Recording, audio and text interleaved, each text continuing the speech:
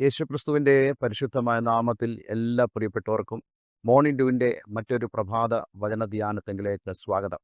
കഴിഞ്ഞ ദിവസങ്ങളിലെ ആത്മീക വചന ചിന്തകൾ നിങ്ങളുടെ ഓരോരുത്തരുടെയും ജീവിതത്തിൽ വളരെ അനുഗ്രഹപ്രദമായി തീർന്നു എന്ന് ഞാൻ മനസ്സിലാക്കുന്നു. നിങ്ങൾക്ക് മനസ്സിലാകാവുന്ന രീതിയിൽ വളരെ ലളിതമായിട്ടാണ് ഞാൻ വചനം സംസാരിപ്പാൻ ആഗ്രഹിക്കുന്നത്. ചില ആളുകൾ പറയാറുണ്ട്, പൗലോസിൻ്റെ ലേഖനങ്ങൾ നമുക്കൊട്ടും മനസ്സിലാവുകയില്ല. അതുപോലെയാണ് പൗലോസ് എഴുതിയിരിക്കുന്നത്.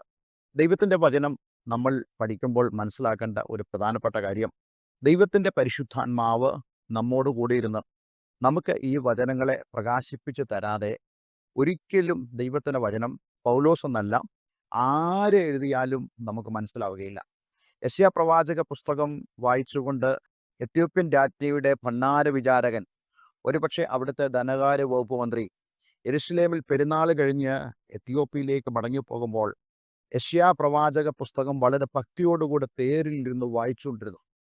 പക്ഷേ ദൈവത്തിൻ്റെ പരിശുദ്ധാത്മാവ് ഈ വ്യക്തിയെ കണ്ടിട്ട് ദൈവത്തിൻ്റെ പരിശുദ്ധാത്മാവിന് ബോധ്യമായി തീർന്നു, ഈ വ്യക്തി വായിക്കുകയല്ലാതെ ഒരു കാര്യം പോലും ഈ വ്യക്തിക്ക് പിടികിട്ടുന്നില്ല. അപ്പോൾ ദൈവത്തിൻ്റെ ആത്മാവ് ഫിലിപ്പോസിൻ്റെ അടുക്കലേക്ക് ചെന്ന് ഫിലിപ്പോസിനോട് പറയുന്നു, നീ ചെന്ന് ഈ രഥത്തോട് ചേർന്ന് നടക്കാം. നോക്കണേ, അങ്ങനെയാണെങ്കിൽ ഈ ഫിലിപ്പോസ് എടുത്തതായ ദൗത്യം പരിശുദ്ധാത്മാവിൻ്റെ പ്രവൃത്തിയാണ്. പരിശുദ്ധാത്മാവ് എപ്പോഴും ആഗ്രഹിക്കുന്ന കാര്യം നമ്മോട് ചേർന്നിരിക്കാൻ ആഗ്രഹിക്കുന്നു. നമ്മൾ വായിക്കുന്നതായ ഭാഗങ്ങൾ, നമ്മൾ കേൾക്കുന്നതായ കാര്യങ്ങൾ, അത് വേഗം നമുക്ക് ഗ്രഹിക്കത്തക്കവണ്ണം പരിശുദ്ധാത്മാവ് നമുക്ക് എൻലൈറ്റൻമെൻറ്റ്, നമുക്ക് പ്രകാശനം നൽകുന്നു എന്നുള്ള കാര്യം നമ്മൾ ഒരിക്കലും മറക്കരുത്. അതുകൊണ്ട് എപ്പോൾ ദൈവത്തിൻ്റെ വചനം നമ്മൾ വായിക്കാൻ തുടങ്ങുമ്പോഴും ദൈവത്തോട് നാം പ്രാർത്ഥിക്കണം. മനസ്സുകൊണ്ട്, ഹൃദയം കൊണ്ട് ദൈവത്തിൻ്റെ പരിശുദ്ധാത്മാവിനെ നമ്മൾ റിലേ ചെയ്യണം, നമ്മൾ ആശ്രയിക്കണം. അപ്പോൾ നമ്മൾ വായിക്കുന്ന വേദഭാഗത്തിൻ്റെ അർത്ഥം, അതിൻ്റെ ആത്മീയമായ വ്യാഖ്യാനം, അതിൽ നിന്നുള്ള ദൂത് ദൈവത്തിൻ്റെ ആത്മാവ് നമുക്ക് പറഞ്ഞു തരും. ഞാൻ ഈ ദിവസങ്ങളൊക്കെ നിങ്ങളോട് പഠിപ്പിക്കുന്നത് അല്ലെങ്കിൽ നിങ്ങളോട് സംസാരിക്കുന്നത് പൗലോസിൻ്റെ ലേഖനങ്ങളിൽ നിന്നുമാണല്ലോ. തീർച്ചയായിട്ടും നമുക്ക് അതിൽ ഭാഷകളോ അല്ലെങ്കിൽ ആശയങ്ങളോ കാഠിന്യമെന്ന് തോന്നാമായിരിക്കാം. പക്ഷേ ദൈവത്തിൻ്റെ പരിശുദ്ധാത്മാവിനെ നാം ആശ്രയിക്കുമ്പോൾ നമുക്കത് കൂടുതൽ ലളിതമായി തീരും. അതിൻ്റെ ആഴങ്ങളിലേക്ക് നമുക്ക് കടക്കുവാൻ കഴിയും.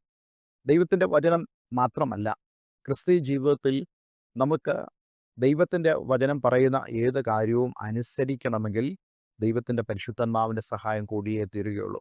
അതുകൊണ്ട് ഇന്ന് എന്നെ കേൾക്കുന്ന പ്രിയമുള്ളവരെ, നിങ്ങളുടെ നിത്യജീവിതത്തിൽ ദൈവത്തിൻ്റെ പരിശുദ്ധാത്മാവിന് വലിയൊരു പങ്ക് വഹിക്കാനുണ്ട്. കഴിഞ്ഞ ദിവസം നമ്മൾ ചിന്തിച്ചതായ വേദഭാഗം റോമലേഖനം 8-ാം അധ്യായം അതിൻ്റെ 4-ാം വാക്യമായിരുന്നല്ലോ. ഞാൻ ആ വേദഭാഗം ഒന്നുകൂടെ വായിക്കുന്നു. എന്ന് മാത്രമല്ല, നമ്മൾ ഓർക്കണം, കഴിഞ്ഞ ദിവസം നമ്മൾ ഈ വേദഭാഗം വായിച്ചിട്ട് അതിൻ്റെ പശ്ചാത്തലത്തെക്കുറിച്ചാണ് സംസാരിച്ചത്. ഇത് നമ്മൾ ഈ വാക്യത്തിൽ നിന്ന് തന്നെ സംസാരിക്കാൻ ആഗ്രഹിക്കുന്നു. ജഡത്തെയല്ല, ആത്മാവിനെ അത്രേ അനുസരിച്ച് നടക്കുന്ന നമ്മിൽ ന്യായപ്രമാണത്തിൻ്റെ നീതി നിവൃത്തിയാകേണ്ടതിന് തന്നെ. ദൈവം കൊടുത്തതായ 2 നിയമങ്ങളെക്കുറിച്ച് നമ്മൾ ഇന്നലെ പരാമർശിച്ചു. മോശെ മുഖാന്തരം ദൈവം ഇസ്രായേലിന് കൊടുത്തതായ ന്യായപ്രമാണം, അതേപോലെ തന്നെ കർത്താവ് യേശുക്രിസ്തു മുഖാന്തരം നമുക്ക് ഏവർക്കും നൽകിയിരിക്കുന്നതായ പുതിയ നിയമം. ഈ പഴയ നിയമം അഥവാ മോശെ മുഖാന്തരം ദൈവം കൊടുത്തതായ നിയമം, അതിൻ്റെ ഉദ്ദേശ്യം എന്തായിരുന്നു? പുതിയ നിയമത്തിൽ കർത്താവ് യേശുക്രിസ്തു മൂലം ദൈവം നമുക്ക് നൽകിയതായ ആ നിയമത്തിൻ്റെ ഉദ്ദേശം എന്തായിരുന്നു? ഈ 2 ഉദ്ദേശങ്ങളും ഒന്ന് തന്നെയാണ്. നമ്മളിവിടെ ന്യായപ്രമാണത്തിൻ്റെ നീതി എന്ന് വായിക്കുന്നുണ്ട്. ന്യായപ്രമാണത്തിൻ്റെ നീതി എന്ന് പറയുന്നത് ദൈവത്തിന് മുമ്പാകെ പാപിയായ മനുഷ്യനെ നേരോടെ നിർത്തുക, നീതീകരിക്കപ്പെട്ടവരായി നിർത്തുക, ദൈവത്തോടുള്ള ഫെലോഷിപ്പിലേക്ക് മനുഷ്യനെ കൊണ്ടുവരിക എന്നുള്ളതായിരുന്നു ന്യായപ്രമാണത്തിൻ്റെ ഉദ്ദേശം എന്ന് പറയുന്നത്. പക്ഷേ ന്യായപ്രമാണത്തിന് ബലഹീനതകളില്ല. ദൈവത്തിൻ്റെ വചനം വ്യക്തമായി നമ്മളോട് അത് പറയുന്നുണ്ട്. റോമാലേഖനം 7-ാം അധ്യായം 12-ാം വാക്യത്തിൽ അപ്പോസ്തലനായ പൗലോസ് പറയുന്നു, ആകയാൽ ന്യായപ്രമാണം വിശുദ്ധം, കൽപ്പന വിശുദ്ധവും ന്യായവും നല്ലതും തന്നെ. ഒരിക്കലും പൗലോസ് ന്യായപ്രമാണത്തെ തള്ളി പറയുന്നില്ല. താൻ ന്യായപ്രമാണത്തിന് അർഹമായ ഒരു ബഹുമാനം കൊടുക്കുന്നു. താൻ പറയുന്നു, ന്യായപ്രമാണം വിശുദ്ധമാണ്, കാരണം ദൈവം നൽകിയതുകൊണ്ട് അത് വിശുദ്ധമാണ്. അതുപോലെ തന്നെ അതിൻ്റെ കൽപ്പനകളും വിശുദ്ധമാണ്, ന്യായവും നല്ലത് തന്നെയാണ്. പക്ഷെ എവിടെയാണ് പ്രശ്നം സംഭവിച്ചത്? ഈ ന്യായപ്രമാണത്തിൽ പറയുന്നതായ പ്രവൃത്തികൾ, കൂടുതലും ന്യായപ്രമാണത്തിൽ മനുഷ്യൻ ചെയ്യാനുള്ള പ്രവൃത്തികളാണ് ദൈവം പറയുന്നത്. ഓരോരോ പ്രശ്നങ്ങളുടെ നടുവിലും ഓരോരോ ശിക്ഷകളുടെ നടുവിലും മനുഷ്യൻ ദൈവം പറയുന്ന പ്രവൃത്തികൾ ചെയ്ത് ദൈവം പാകെ മനുഷ്യൻ നീതിയായി നിൽക്കണം എന്നുള്ളതായിരുന്നു ദൈവം ആഗ്രഹിച്ചത്. പക്ഷേ ഈ ന്യായപ്രമാണത്തിന്റെ ബലഹീനത എന്ന് പറയുന്നത്, മനുഷ്യൻ അവൻ സ്വതവേ പാപശരീരത്തോടു കൂടിയവനായതുകൊണ്ട് അവൻ ചെയ്യുന്ന ഒരു പ്രവൃത്തി പോലും ദൈവത്തിന് മുമ്പാകെ അവനെ നീതീകരിക്കത്തക്ക ശക്തി ആയി വെളിപ്പെട്ടില്ല. കാരണം അവൻ പാപത്തിൽ തന്നെ തുടരുന്നതുകൊണ്ട്. അപ്പോൾ അതുകൊണ്ടാണ് ജഡത്തിന്റെ ബലഹീനത നിമിത്തം എന്ന് അപ്പോസ്തലൻ പൗലോസ് പറയുന്നത്. ജഡത്തിന്റെ ബലഹീനത ന്യായപ്രമാണം എത്രത്തോളം ശക്തമാണെങ്കിലും, ന്യായപ്രമാണം എത്രത്തോളം വിശുദ്ധമാണെങ്കിലും, ന്യായപ്രമാണം എത്രത്തോളം ന്യായമാണെങ്കിലും, ജഡത്തിന്റെ ബലഹീനത നിമിത്തം ഈ ന്യായപ്രമാണത്തിന് മനുഷ്യനെ നീതീകരിക്കുവാൻ കഴിയാതെ വന്നു. അതുകൊണ്ട് ദൈവത്തിന് തന്നെ ബോധ്യമായി തീർന്നു, ഈ ന്യായപ്രമാണം മനുഷ്യർക്ക് പ്രയോജനമില്ല. ഈ ന്യായപ്രമാണം മൂലം ദൈവത്തിന്റെ മുമ്പാകെ മനുഷ്യരെ നീതിയായി നിർത്തുക എന്ന് പറയുന്നത് ബുദ്ധിമുട്ടേറിയ കാര്യമാണെന്ന് ദൈവത്തിന് തന്നെ ബോധ്യമായി തീർന്നു. അതുകൊണ്ട് എബ്രായലേഖനം 8-ാം അധ്യായം 10-ാം വാക്യത്തിൽ നമ്മൾ വായിക്കുന്നുണ്ട്, അത് ഒരു ഉദ്ധരണിയാണ് എന്നും നമ്മൾ മനസ്സിലാക്കുക. ഈ കാലം കഴിഞ്ഞ ശേഷം ഞാൻ ഇസ്രായേൽ ഗൃഹത്തോട് ചെയ്യുവാനിരിക്കുന്ന നിയമം ഇങ്ങനെയാകുന്നു. ഞാൻ എൻ്റെ ന്യായപ്രമാണം അവരുടെ ഉള്ളിലാക്കി അവരുടെ ഹൃദയങ്ങളിൽ എഴുതും. ഞാൻ അവർക്ക് ദൈവമായും അവർ എനിക്ക് ജനമായും ഇരിക്കും. നോക്കണേ, വ്യത്യാസം എന്താ? മോശ മുഖാന്തരം ദൈവം ന്യായപ്രമാണം കൊടുത്തപ്പോൾ അത് കൽപ്പലകളിൽ എഴുതിയായിരുന്നു സൂക്ഷിച്ചിരുന്നത്. ഇത് ജനത്തിന്റെ ഹൃദയങ്ങളിലേക്ക് ചെന്നില്ല. ഇപ്പോൾ ദൈവം ആഗ്രഹിക്കുന്നു, ഞാൻ ചെയ്യുവാനിരിക്കുന്ന നിയമം ഇങ്ങനെയാകുന്നു, ഞാൻ എൻ്റെ ന്യായപ്രമാണം അവരുടെ ഉള്ളിലാക്കി ഹൃദയത്തിൽ എഴുതുമെന്ന് ദൈവം അവിടെ പ്രോമിസ് ചെയ്യുകയാണ്. അവരുടെ ഹൃദയങ്ങളിൽ എഴുതും, ഞാൻ അവർക്ക് ദൈവമായും അവർ എനിക്ക് ജനമായും ഇരിക്കും. ഹൃദയങ്ങളിൽ എഴുതുന്നതായ പ്രമാണം, അതാണ് ഒരുവൻ കർത്താവ് യേശു ക്രിസ്തുവിനെ ഹൃദയംഗമായി അവൻ സ്വീകരിക്കുമ്പോൾ, ഹൃദയം കൊണ്ട് വിശ്വസിക്കുകയും നാവ് കൊണ്ട് ഏറ്റുപറയുകയും ചെയ്യുമ്പോൾ ഈ ന്യായപ്രമാണം ഹൃദയങ്ങളിൽ എഴുതപ്പെടും. അപ്പോൾ ഹൃദയങ്ങളിൽ ന്യായപ്രമാണം എഴുതപ്പെടുമ്പോൾ അതിനർത്ഥം എന്താ? ഹൃദയങ്ങളിൽ ന്യായപ്രമാണം എഴുതുമ്പോൾ ആ ന്യായപ്രമാണം നിവർത്തിക്കുവാൻ, ദൈവം കൊടുത്തതായ നിയമം നിവർത്തിക്കുവാൻ നമ്മെ സഹായിക്കുന്ന ദൈവത്തിൻ്റെ ആത്മാവ് അവിടെ ഉണ്ട് എന്നുള്ള കാര്യം നമ്മൾ മറന്നുപോകരുത്. ന്യായപ്രമാണം അല്ലെങ്കിൽ മോശ മുഖാന്തരം കൊടുത്ത ന്യായപ്രമാണം അനുഷ്ഠിക്കുവാൻ ജനത്തിന് ആരും സഹായമില്ല. അതിൻ്റെ മുഴുവൻ റെസ്പോൺസിബിലിറ്റിയും അവരുടെ മേലാണുള്ളത്. പക്ഷെ ഇന്നത്തെ പ്രത്യേകത എന്താണെന്ന് ചോദിച്ചു കഴിഞ്ഞാൽ, ഒരുവൻ കർത്താവായി യേശു ക്രിസ്തുവിനെ ഹൃദയത്തിൽ രക്ഷകനും കർത്താവും ദൈവമായി സ്വീകരിക്കുന്ന ആ സമയം മുതൽ ദൈവത്തിൻ്റെ പരിശുദ്ധാത്മാവ് അവനോടുകൂടി ഇരിക്കും. അതാണ് കർത്താവ് യേശു ക്രിസ്തു പറഞ്ഞത് യോഹന്നാന്റെ സുവിശേഷത്തിൽ, ഞാൻ പോകുന്നത് നിങ്ങൾക്ക് പ്രയോജനം, ഞാൻ പോകാഞ്ഞാൽ കാര്യസ്ഥൻ നിങ്ങളുടെ അടുക്കൽ വരികയില്ല. അവൻ വരുമ്പോൾ അവൻ സത്യത്തെക്കുറിച്ചും നീതിയെക്കുറിച്ചും ന്യായവിധിയെക്കുറിച്ചും ബോധം വരുത്തും എന്ന് മാത്രമല്ല, അവൻ നിങ്ങളെ സകല സത്യങ്ങളിലും വഴി നടത്തും. He shall teach you in everything. എല്ലാത്തിലും പരിശുദ്ധാത്മാവ് നിങ്ങളെ ഗൈഡ് ചെയ്യും എന്നുള്ളതാണ് വിശുദ്ധ വേദപുസ്തകത്തിൽ കർത്താവ് യേശു ക്രിസ്തു പറയുന്നത്. അങ്ങനെയാണെങ്കിൽ ഈ പുതിയ നിയമത്തിന്റെ പ്രസക്തി എന്താ? ഈ പുതിയ നിയമത്തിൽ നമുക്ക് ദൈവം തന്ന ഏറ്റവും വലിയ ഭാഗ്യം, ഇവിടെ പറയുന്നത് പോലെ ന്യായപ്രമാണം നമ്മുടെ ഉള്ളിലാക്കി നമ്മുടെ ഹൃദയങ്ങളിൽ അത് എഴുതി വയ്ക്കും എന്ന് മാത്രമല്ല, ദൈവത്തിൻ്റെ പരിശുദ്ധാത്മാവ് നമ്മോട് കൂടെയുണ്ട്. റോമലേഖനം 6-ാം അധ്യായം 14-ാം വാക്യം കൂടെ ഞാൻ വായിക്കുന്നു, നിങ്ങൾ ന്യായപ്രമാണത്തിനല്ല കൃപയ്ക്കത്രേ അധീനരാകയാൽ പാപം നിങ്ങളിൽ കർത്തൃത്വം നടത്തുകയില്ലല്ലോ. ഈ വാക്യം എനിക്ക് വളരെയധികം സന്തോഷമായി തോന്നി. നമ്മൾ ഇനി ന്യായപ്രമാണത്തിനല്ല, മോശ മുഖാന്തരം നമുക്ക് നൽകിയതായ ന്യായപ്രമാണത്തിനല്ല നമ്മൾ ഇനി ജീവിക്കുന്നത്. ന്യായപ്രമാണത്തിൻ്റെ യാതൊരു പ്രവൃത്തിയും നമ്മൾ ചെയ്യേണ്ട. പക്ഷെ നിർഭാഗ്യവശാൽ ഇന്നും ആളുകൾ ന്യായപ്രമാണത്തിൽ എന്നവണ്ണം ക്രിയകൾ ചെയ്ത് ദൈവത്തെ പ്രസാദിപ്പിക്കാൻ നോക്കാറുണ്ട്.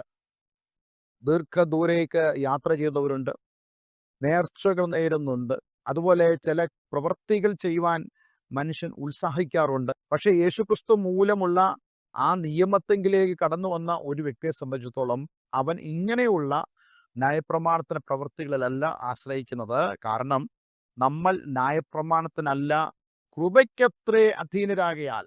എന്താ കൃപ? കൃപ എന്ന് പറയുന്നത് ദൈവം നമുക്ക് നൽകുന്ന പ്രാപ്തിയാണ് കൃപ. ദൈവം കർത്താവ് യേശുക്രിസ്തുവിലൂടെ നമുക്ക് ലഭിക്കുന്നതായ സഹായമാണ് കൃപ. ആ കൃപ ദൈവം നമുക്ക് നൽകും. അപ്പോൾ കർത്താവ് യേശുക്രിസ്തുവിൽ വിശ്വസിച്ച് പുതിയ നിയമത്തിലേക്ക് പ്രവേശിച്ചതായ ഒരു വ്യക്തിക്ക് നമ്മളിൽ ദൈവകൃപയാണ് അധീനമായി തീരുന്നത്. ദൈവകൃപ എങ്ങനെയാണ് നമ്മളിൽ പ്രവർത്തിക്കുന്നത്? നമ്മെ സഹായിക്കുന്നതിലൂടെ.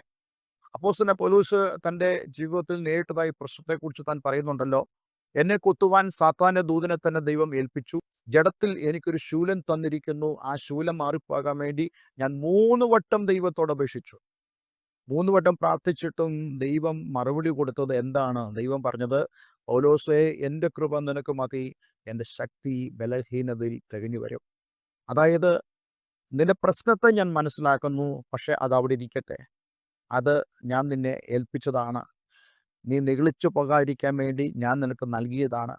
അത് അവിടെ ഇരിക്കട്ടെ. അത് അവിടെ ഇരിക്കുമ്പോൾ തന്നെ എൻ്റെ കൃപ നിനക്ക് വേണ്ടി വ്യാപരിക്കും. അതായത്, ഏതൊരു വ്യക്തിയെ സംബന്ധിച്ചിടത്തോളം അവൻ ദൈവത്തിൽ ആശ്രയിക്കുമ്പോൾ ദൈവത്തിൻ്റെ അളവറ്റ കൃപ അവൻ്റെ മേൽ വരും. മാനുഷികമായി നമുക്ക് ചെയ്യാൻ കഴിയത്തില്ല എന്ന് തോന്നുന്ന വിഷയങ്ങളിൽ പോലും ദൈവം തൻ്റെ കൃപ അയച്ച് അത് അനുഷ്ഠിക്കുവാൻ നമ്മെ സഹായിക്കും. പല ആളുകളും പറയാറുണ്ട്, വചനപ്രകാരം ജീവിക്കാൻ ആർക്ക് കഴിയും? ആർക്ക് കഴിയും?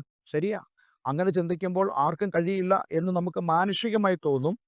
പക്ഷെ ആരാണോ ദൈവമുമ്പാകെ സമർപ്പിക്കുന്നത്, അവർക്ക് ഈ വചനപ്രകാരം മുന്നോട്ട് പോകുവാൻ ദൈവകൃപ ദൈവം അവർക്ക് സഹായമായി കൊടുക്കുമ്പോൾ അവർക്ക് ഈ വചനപ്രകാരം ജീവിപ്പാൻ കഴിയും.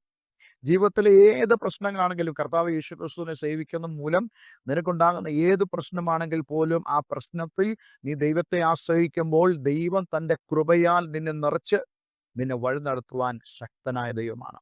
അതുകൊണ്ട് എന്നെ കേൾക്കുന്ന പ്രിയമുള്ളവരെ, നമ്മൾ ഒരിക്കലും ന്യായപ്രമാണത്തിനല്ല അധീനർ, നമ്മൾ കൃപയ്ക്കാണ് അധീനർ. അതുകൊണ്ട് പാപം നിങ്ങളിൽ കർത്തൃത്വം നടത്തുകയില്ലല്ലോ. ഈ പുതിയ നിയമത്തിലേക്ക് കടന്നു വന്നതിൻ്റെ പ്രയോജനം പാപം നമ്മുടെ മേൽ കർത്തൃത്വം നടത്തുന്നില്ല എന്നുള്ളതാണ്. പാപം നമ്മെ ഭരിക്കുന്നില്ല, പാപം നമ്മെ നിയന്ത്രിക്കുന്നില്ല. തീർച്ചയായിട്ടും പലപ്പോഴും നമ്മൾ അനേക പാപങ്ങൾ ചെയ്യാറുണ്ട്. പക്ഷേ പാപം നമ്മെ നിയന്ത്രിക്കുവാൻ ഇടയാകുന്നില്ല. പാപം നമ്മെ നിയന്ത്രിക്കാൻ ശ്രമിക്കും, പക്ഷേ പാപം അവിടെ വിജയിക്കത്തില്ല. കാരണം ദൈവകൃപ നമ്മളിൽ ഉള്ളതുകൊണ്ട് ആ കൃപയാൽ ദൈവം നമ്മെ സൂക്ഷിക്കുന്നതായ ദൈവമാണ്. ദൈവം അനുവദിച്ചാൽ അടുത്ത ദിവസം നമ്മൾ കൂടുതൽ കാര്യങ്ങൾ ചിന്തിക്കുന്നതാണ്. ഇന്ന് ഈ ഒരു അനുഭവം ഉള്ളവർക്കായി ഞാൻ ദൈവത്തിന് സ്തോത്രം ചെയ്യുന്നു.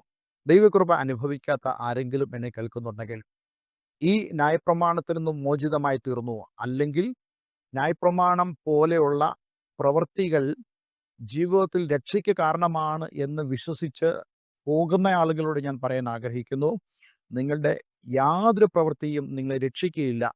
നിങ്ങളെ രക്ഷിക്കുന്നത് കർത്താവ് യേശുക്രിസ്തു മൂലം നിങ്ങൾക്ക് ലഭിക്കുന്ന കൃപയാലും വിശ്വാസത്താലുമാണ് നിങ്ങൾ രക്ഷ പ്രാപിക്കുന്നത്. അതിലേക്ക് വന്നിട്ടില്ലെങ്കിൽ നിങ്ങളുടെ ജീവിതത്തിൽ അതിനുള്ള ഒരു ദിവസമാണ്. നമുക്കൊന്നിച്ച് ദൈവത്തിലെ പ്രാർത്ഥിക്കാം. സ്വർഗീയപിതാവേ, ഇത് ഞങ്ങളെ കൽപ്പിച്ച വളരെ മനോഹരമായ സന്ദേശത്തിനായി സ്തോത്രം. പലപ്പോഴും ഞങ്ങൾ ദൈവം ഒരുക്കുന്നതായ ഈ നന്മകളെ അറിയാതെ പോകുന്നു. കർത്താവേ, ഞങ്ങളുടെ ജീവിതത്തിൽ അങ്ങയുടെ കൃപ നൽകി ഞങ്ങളെ ഓരോ ദിവസവും വഴി നടത്തുന്നതിനായി സ്തോത്രം. ഞങ്ങൾക്ക് പലപ്പോഴും തോന്നാറുണ്ട്, ദൈവമേ, ഇത് ഞങ്ങളെക്കൊണ്ട് സാധ്യമല്ല, വചനം അനുസരിക്കുക എന്നുള്ളത് സാധ്യമല്ല, ഒരു ദൈവോഹിതനായി ലോകത്ത് ജീവിക്കുക എന്നുള്ളത് സാധ്യമല്ല. പക്ഷെ ആരാണോ അതിനുവേണ്ടി ആഗ്രഹിക്കുന്നത് അവരെ സഹായിപ്പാനും ബലപ്പെടുത്തുവാനും അവരെ ശക്തിയോടെ നിർത്തുവാനും കഴിവുള്ളതായ ദൈവത്തിൻ്റെ ആത്മാവിൻ്റെ ശക്തി ഞങ്ങളിൽ ഉണ്ട് എന്ന് ഞങ്ങൾക്ക് ലഭിക്കുമെന്ന് ഞങ്ങൾ ഉറപ്പോടെ വിശ്വസിക്കുന്നു. ഇന്ന് ആരെങ്കിലും അതിനുവേണ്ടി ആഗ്രഹിക്കുന്നുണ്ടെങ്കിൽ ഈ പ്രാർത്ഥിക്കുമ്പോൾ തന്നെ അവിടെ ഹൃദയം പൂർണ്ണമായും കർത്താവ് യേശുക്രിസ്തുവിൽ സമർപ്പിക്കാനും യേശുവോടൊപ്പമുള്ള ഒരു ആത്മീക ജീവിതത്തിലേക്ക് അവർ ഒരുക്കപ്പെടുവാനും സഹായിക്കണമെന്ന് പ്രാർത്ഥിക്കുന്നു. പ്രാർത്ഥന കേട്ടതിനായി നന്ദി. യേശുക്രിസ്തുവിൻ നാമത്തിൽ തന്നെ. ആമേൻ, ആമേൻ. ഇന്നത്തെ വചനം നിങ്ങളുടെ ജീവിതത്തിൽ വളരെ അനുഗ്രഹപ്രദമായി തീർന്നു എന്ന് ഞാൻ വിശ്വസിക്കുന്നു. ഈ സ്ക്രീനിൽ കാണുന്ന ഫോൺ നമ്പറുകളിൽ ഞങ്ങളെ വിളിക്കുക. തീർച്ചയായിട്ടും ഞങ്ങളുടെ സഹായം നിങ്ങൾക്ക് ലഭ്യമാകും. God bless you all. Have A nice day.